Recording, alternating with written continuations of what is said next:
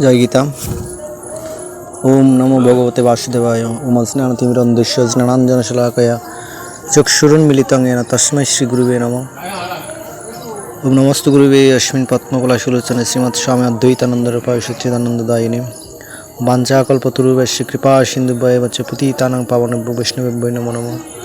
মুখং করোতি বাচালং পঙ্গুং লঙ্ঘয়তি গিরিম यत्कृपातमहं वन्दे परमानन्दमाधवम्।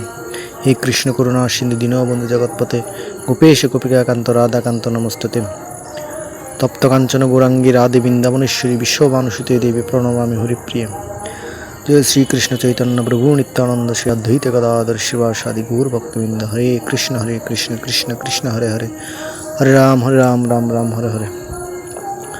ओम नमो भगवते वासुदेवाय। আমরা আজকে দ্বিতীয় অধ্যায়ের 36 থেকে 40 শ্লোক আমরা আজকে পাঠ করব এবং সেখান থেকে আমরা কিছু বিষয় আলোচনা করব।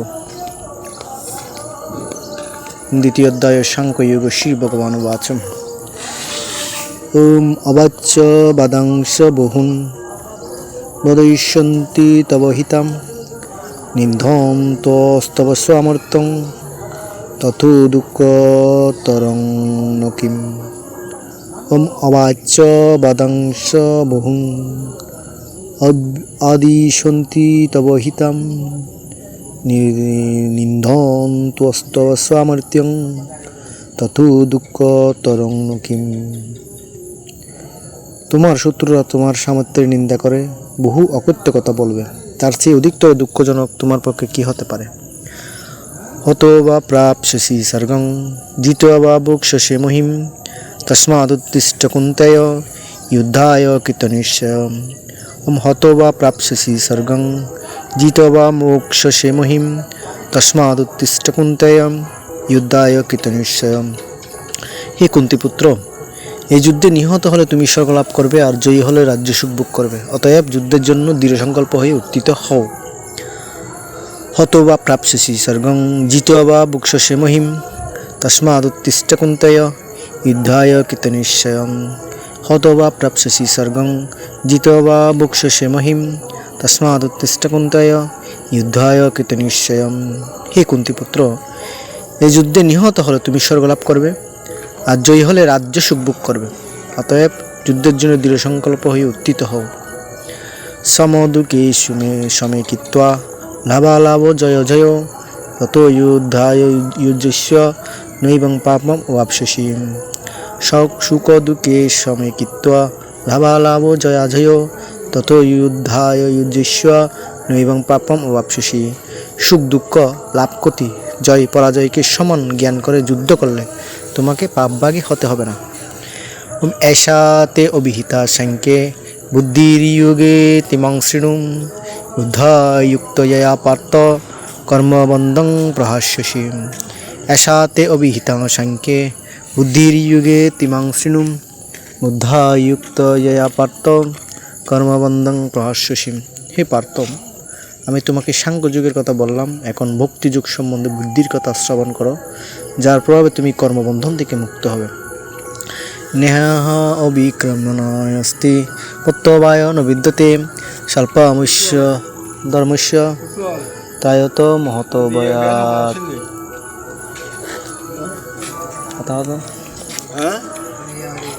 ইতরঙ্গ হতা নাই আসিল তো।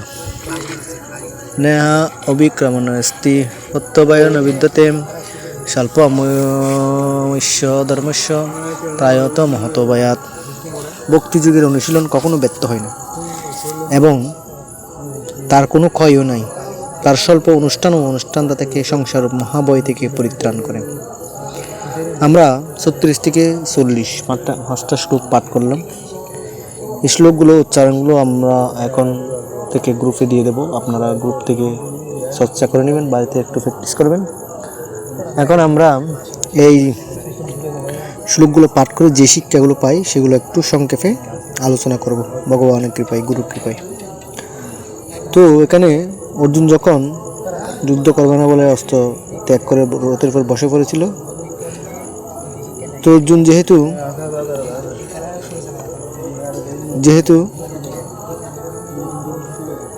অর্জুন তার কর্তব্য কর্ম বলে গিয়েছিল, আমরা জানি ব্রাহ্মণ, আমরা পূর্ববর্তী ক্লাসে আলোচনা করেছি যে ব্রাহ্মণ, ক্ষত্রিয়, বৈশ্য, শূদ্র গুণ ও কর্ম অনুসারে, গুণ ও কর্ম বিভাগ, গুণ ও কর্ম অনুসারে ভগবান 4টি ক্যাটাগরিতে ভাগ করেছেন। ব্রাহ্মণের কাজ কি, শূদ্রের কাজ কি, বৈশ্যের কাজ কি, ক্ষত্রিয়ের কাজ কি, ক্যাটাগরি অনুসারে ভগবান কি করেছেন, ভাগ করেছেন। তো সেভাবে যেহেতু অর্জুন ক্ষত্রিয় ছিল, যুদ্ধ করা, ন্যায় যুদ্ধ করা, সমাজে শান্তি, অন্যায়কে প্রতিরোধ করে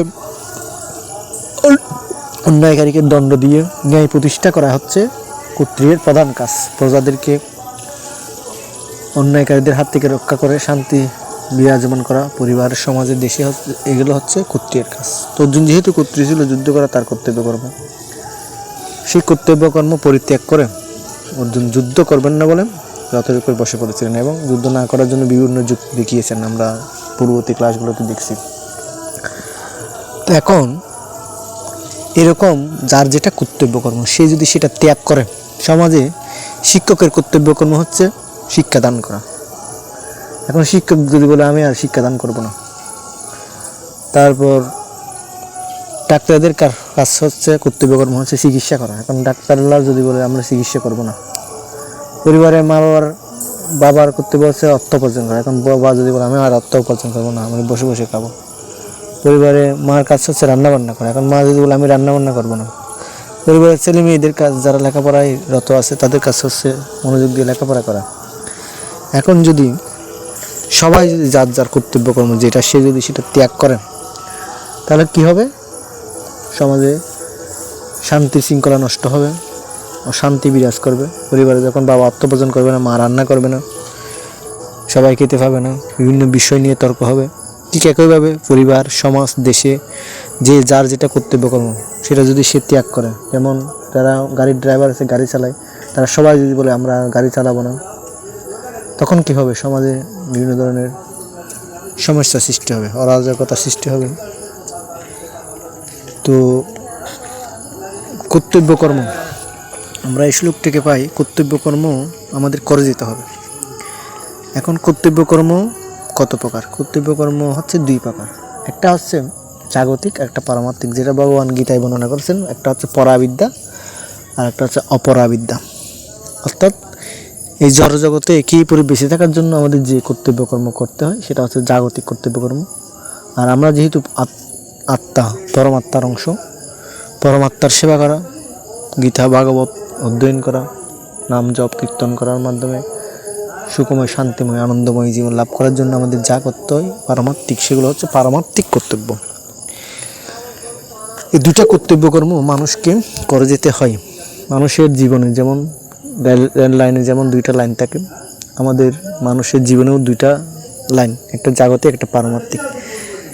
এই জগতে কী পরে বেঁচে থাকার জন্য আমাদের যে কাজে নিয়োজিত আছি, কেউ শিক্ষকতা, কেউ গাড়ি চালায়, কেউ ডাক্তার, কেউ ইঞ্জিনিয়ার, কেউ ব্যবসা করে, যে কাজে আমরা নিয়োজিত আছি সেটা হচ্ছে আমাদের কর্তব্যকর্ম। এটা খুব সুন্দরভাবে নিষ্ঠার সাথে আমাদের করে যেতে হবে। আর পারমার্থিক কর্তব্যকর্ম আমাদের ভগবানের গীতা পাঠ করতে হবে, নাম জপ করতে হবে, ভগবানের সেবা কর্ম করতে হবে। শুধু সংসার করে আমার করে জাগতিক কর্তব্যকর্মে করলে হবে না।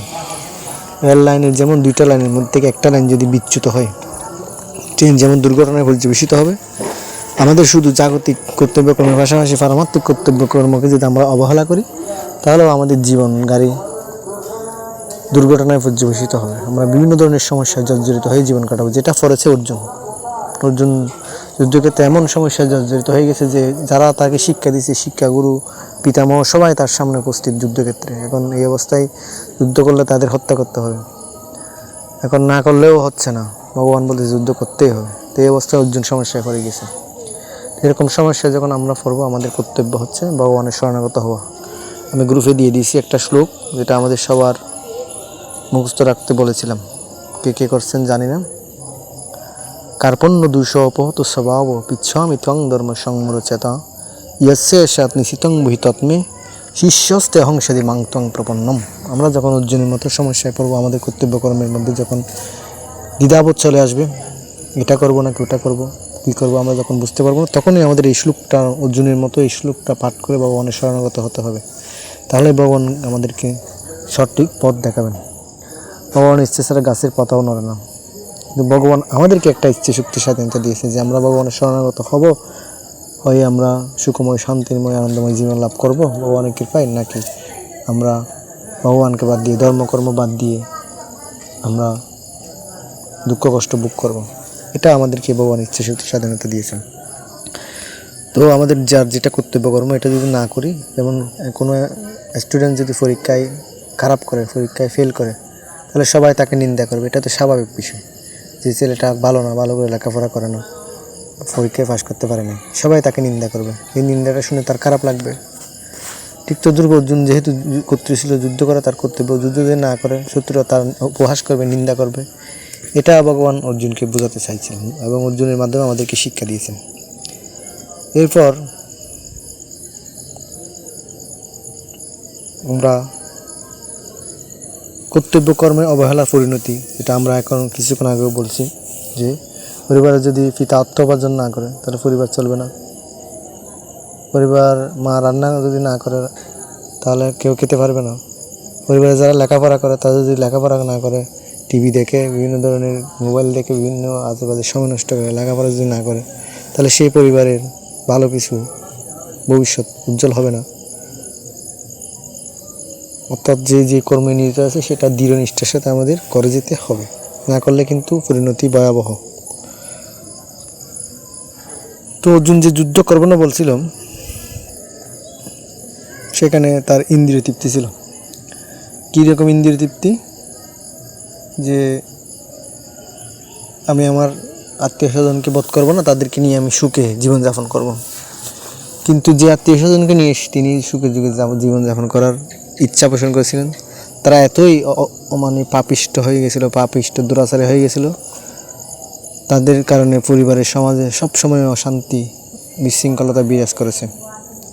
তো এই অবস্থায় এরকম বিশৃঙ্খলতা যদি করতেই থাকে, এখন অর্জুন স্বজন প্রীতি দেখিয়ে যুদ্ধ করবে না বলতেছে, তাদেরকে শাস্তি দিবে না। কিন্তু এটা থেকে আমরা শিক্ষা পাই, পরিবারের কেউ, সমাজে কেউ যখন অন্যায় কাজ করবে তাকে অবশ্যই শাস্তির আওতায় আনতে হবে, দণ্ড দিতে হবে। দণ্ড দিয়ে এটাকে নিয়ন্ত্রণ করতে হবে। যদি তাদেরকে নিয়ন্ত্রণ না করে তাদেরকে নিয়ে আমরা সুখে থাকা চিন্তা ভাবনা করি, তাহলে সেটা একটা মূর্খতা।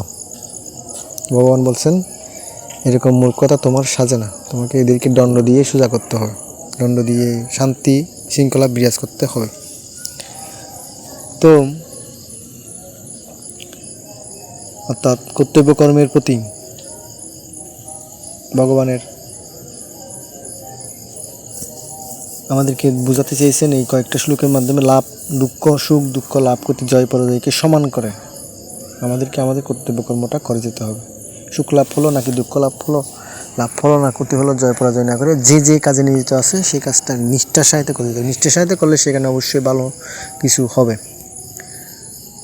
তো এখন বলছেন আমি তোমাকে সাংখ্য যুগের কথা বললাম, এখন এখানে এটা একটা পয়েন্ট আছে, সকাম কর্ম আর নিষ্কাম কর্ম। আমাদের কর্তব্য কর্মটা নিষ্কামভাবে করে দিতে হবে। এখন সকাম আর নিষ্কাম কর্ম কাকে বলে? সকাম কর্ম মানে হচ্ছে আমাদের নিজেদের ইন্দ্রিয় তৃপ্তির জন্য যখন আমরা কোনো কিছু করি সেটা হচ্ছে সকাম কর্ম। এখন নিষ্কাম মানে কামনা ছাড়া বোঝায়, কিন্তু কামনা ছাড়া এই জগতে আমরা কিছুই করতে পারবো না। প্রত্যেকটা কাজের পেছনে একটা উদ্দেশ্য থাকবে, অবশ্যই থাকবে। এবং উদ্দেশ্যটাকে যখন আমরা ভগবানের দিকে নিয়োজিত করব, কীরকম? ভগবান এই জগৎ সৃষ্টি করেছে, ভগবান আমাকে সৃষ্টি করেছেন, আমি এখন যে কাজে নিয়োজিত আছি সেই কাজে ভগবান, সেই কাজটা ভগবানের, সেই কাজে ভগবানে আমাকে নিয়োজিত করেছেন। এই কাজের মাধ্যমে আমি যে অর্থ উপার্জন করি, অর্থটা আমি শাস্ত্র অনুসারে, ভগবান নির্দেশ অনুসারে ভগবানের সেবায় দেব। যেমন অর্থকে 5 ভাগে ভাগ করে ব্যয় করতে বলা হয়েছে আমাদের সনাতন ধর্মে। 1 ভাগ ভবিষ্যতের জন্য সঞ্চয় করতে হবে, 1 ভাগ আত্মীয় স্বজনের জন্য ব্যয় করতে হবে, 1 ভাগ গরিব দুঃখীদের জন্য ব্যয় করতে হবে, 1 ভাগ নিজের জন্য ব্যয় করতে হবে, 1 ভাগ ভগবানের জন্য ব্যয় করতে হবে। এভাবে আমাকে ভগবান এই কর্মে নিয়োজিত করেছেন। এই কর্ম করে আমি যে অর্থ পাবো, আমি শাস্ত্র অনুসারে, ভগবানের বিধান অনুসারে, ভগবানের সন্তুষ্টির জন্য আমি এটা ব্যয় করব। অর্থাৎ যে কর্মই ভগবানকে অর্পণ করে, ভগবানের প্রতি আত্মসমর্পণ করে আমরা যখন কোনো কর্ম করব, জয় পরাজয় চিন্তা না করে, ভগবান আমাকে এই কাজে নিয়োজিত করেছেন, আমি এই কাজটা করে সুন্দরভাবে করে যাব, নিষ্কামভাবে যখন আমরা এই জগতে কাজগুলো করব, সেটাই হচ্ছে নিষ্কাম কর্ম। ভগবানকে সন্তুষ্টির জন্য করার জন্য যাই করব সেটাই নিষ্কাম। যেখানে আমার কোনো ইন্দ্রিয় তৃপ্তি, আমার কোনো কিছু পাওয়ার আশা থাকবে না। ভগবানই আমাকে নিয়োজিত করেছেন, আমি ভগবানের জন্য এটা করতেছি, ভগবানকে সমর্পণ করে দিলাম সব কিছু। এটাই হচ্ছে নিষ্কাম কর্ম। অর্থাৎ ভগবানের সন্তুষ্টির জন্য আমরা যখনই কর্ম করব সেটা হচ্ছে নিষ্কাম কর্ম। তো ভগবান নিষ্কামভাবে আমাদের কর্তব্য কর্মটা করে যাওয়ার জন্য এই কয়েকটা শ্লোকে আমাদেরকে বর্ণনা করেছেন। কর্তব্য কর্ম কখনোই ত্যাগ করা উচিত নয়। ত্যাগ করলেই আমাদের সবাই নিন্দা করবে, সমালোচনা করবে, আমরা ভালো কিছু আশা করতে পারবো না। তো এরপর লাস্ট শ্লোকটাতে ভগবান বলছেন, নেহা অবিক্রমণস্তি অর্থবায়ন বিদ্যতে স্বল্পমস্য ধর্মস্য ত্রয়তে মহত বয়াত। ভক্তিযোগের অনুশীলন কখনো ব্যর্থ হয় না এবং তার কোনো ক্ষয়ও নাই। তার স্বল্প অনুষ্ঠানও অনুষ্ঠানদাতাকে সংসারূপ মহাবয় থেকে পরিত্রাণ করে। এখন এখানে বলা হচ্ছে ভক্তিযোগের অনুশীলন। ভক্তিযোগের অনুশীলন মানে কি? ভক্তির মাধ্যমে ভগবানের সাথে যুক্ত হওয়াই হচ্ছে ভক্তিযোগের অনুশীলন। আমি যাই করি না কেন সেটাই যখন ভক্তি সহকারে করব, ভগবানের সাথে যুক্ত করব। যেমন আমি যদি গীতা পাঠ করি, আমি ভক্তি সহকারে গীতা পাঠ করলাম, তাহলে গীতা পাঠের মাধ্যমে আমি ভগবানের সাথে যুক্ত হলাম। আমি ভক্তি সহকারে নাম কীর্তন করলাম, তাহলে আমি নাম কীর্তনের মাধ্যমে ভগবানের সাথে যুক্ত হলাম। আমি ভক্তি সহকারে কাউকে কোনো অসহায় ব্যক্তিকে দান করলাম, যে ভগবান আমাকে অনেক দিয়েছে, ওকে দেয় নাই কোনো কারণবশত, আমি তাকে কিছু সাহায্য করলাম, সে যাতে খুব সুন্দরভাবে কাজটা করতে পারে, জীবিকা নির্বাহ করতে পারে ভক্তি করে, তাহলে ওর ভেতর তো ভগবান পরমাত্মার রূপে বিরাজমান আছে। তাহলে এটা একটা সেবা। অর্থাৎ ভক্তি যুগে যখন ভগবানকে সন্তুষ্ট করার জন্য আমরা যখন কর্ম করব, সেই কর্মের ফলটা ব্যর্থ হবে না। যতটুকু করবে ততটুকু ফল উৎপন্ন হবে এবং সেই ফলটা ক্ষয় নাই। ক্ষয় নাই কেন বলা হয়েছে? আমরা জানি ভালো কাজ ফলে আমরা স্বর্গে যাই, খারাপ কাজ করলে আমরা নরকে যাই। এখন ভালো কাজের ফলস্বরূপ আমরা স্বর্গে গেলাম, স্বর্গ একসময় আমাদের সেই ভালো কাজের ফলটা শেষ হয়ে যাবে, তখন আমাকে আবার এই জগতে এসে কর্ম করতে হবে। এবং খারাপ কাজ করলাম, সেই খারাপ কাজ ভোগ করার জন্য আমরা নরকে গেলাম, খারাপ কাজটা শেষ হয়ে যাওয়ার পর আবার আমাকে এই জগতে এসে কর্ম করতে হবে। তাহলে অর্থাৎ ভালো কাজের ফলস্বরূপ আমরা স্বর্গে যাব, সেখান থেকে কর্মফল ভোগ করা শেষ হয়ে গেলে আবার নরকে যাব, খারাপ কাজের ফল ভোগ শেষ হয়ে গেলে আবার নরকে যাব, সেখান থেকে আবার আসবো, এখানে এসে আবার কর্ম করব। এভাবে আমরা একটা কর্মফলের বন্ধনে আবদ্ধ হয়ে যাই। যেগুলো আমরা সকাম কর্ম করি, কিছু পাওয়ার আশায় যে কর্মই আমরা করি না কেন এই জগতে, সেটা হচ্ছে সকাম কর্ম এবং সেটা আমাদেরকে কর্মফলের বন্ধনে আবদ্ধ করে। এই জন্মে করেছি, সেটা ভোগ করার জন্য পরবর্তী জন্মে আবার আসতে হবে, আবার আসবো, আবার কর্ম করবো। এভাবে আমাদের কর্মফলগুলো উৎপন্ন হবে, আবার ভোগের মাধ্যমে শেষ হবে। কিন্তু যখন আমরা ভক্তি যুগে ভগবানকে সন্তুষ্ট করার জন্য কর্ম করব, যে কর্মগুলো করি, যেমন আমরা যদি প্রতিদিন গীতা পাঠ করি, যে ভগবানকে খুশি করার জন্য ভগবানের কথাগুলো একটু আলোচনা করি, একটু নাম কীর্তন করি, ভগবান পরমাত্মার সমস্ত জীবের মধ্যে বিরাজমান আছে, সেই চিন্তা করে আমি সমস্ত জীবের মঙ্গলের জন্য কিছু কাজকর্ম করি, এগুলো হচ্ছে ভক্তি যুগে ভগবানের অনুশীলন। এগুলো কোনো ক্ষয় নেই। এখন ক্ষয় নাই বলতে কেন ক্ষয় নেই? ভগবান গীতায় বলেছেন, এই জন্মে কোনো ব্যক্তি যতটুকু জ্ঞান অর্জন করে মৃত্যুবরণ করবে, পরবর্তী জন্মে এর পর থেকে সে মনে করেন 100 ভাগের মধ্যে সে 5 ভাগ জ্ঞান অর্জন করে মৃত্যুবরণ করলো, পরবর্তী জন্মে 5 ভাগ থেকে যাবে, 6 থেকে আবার তার জ্ঞান অর্জন শুরু হবে। এভাবে 100 ভাগ যখন কোনো ব্যক্তি পূর্ণ জ্ঞান উৎপন্ন হবে, তখন তিনি ভগবানের শ্রীচরণে পূর্ণরূপে আত্মসমর্পণ করবেন এবং ভগবানের কাছে তিনি চলে যাবেন। ভগবানের দামে, ভগবত দামে তিনি ভগবানের একনিষ্ঠ হয়ে ওখানে জীবনযাপন করবেন। যতক্ষণ পর্যন্ত না আমাদের মধ্যে 100% ভক্তির যুগ, ভক্তি ভগবানের প্রতি উৎপন্ন হবে না, ততক্ষণ পর্যন্ত আমরা ভক্তি সহকারে যে কর্মগুলো অনুশীলন করব, সেগুলোর ফলটা আমাদের সঞ্চিত আকারে থেকে যাবে। ভালো কাজের ফল স্বর্গে গিয়ে বুক করার পর শেষ, খারাপ কাজের ফল নরকে গিয়ে বুক করার পর শেষ। কিন্তু ভগবানকে সন্তুষ্টির জন্য আমরা যে কর্মটাই করব সেটা অক্ষয় হিসেবে থেকে যাবে এবং আমাদেরকে এই সংসার রূপ মহাবয় থেকে পরিত্রাণ করবে। এই সংসার হচ্ছে একটা দাবানলের মতন, বন জঙ্গলে হঠাৎ মাটি ফেটে আগুন বের হয়, দাও দাও দাও করে জ্বলতে থাকে, ঘর বাড়ি যতটুকু পারে জ্বালিয়ে ফেলে।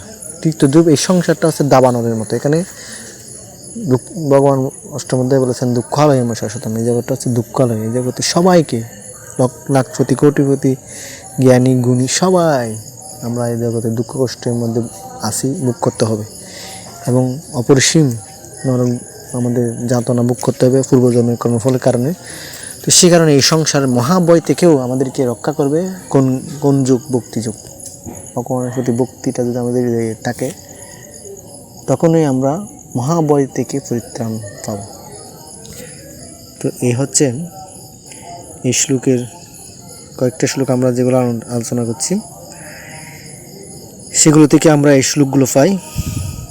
আমরা ভিডিও আপনাদের গ্রুপে দিয়ে দেব, আপনারা দেখে নেবেন। এখন যারা আছেন কারো কোনো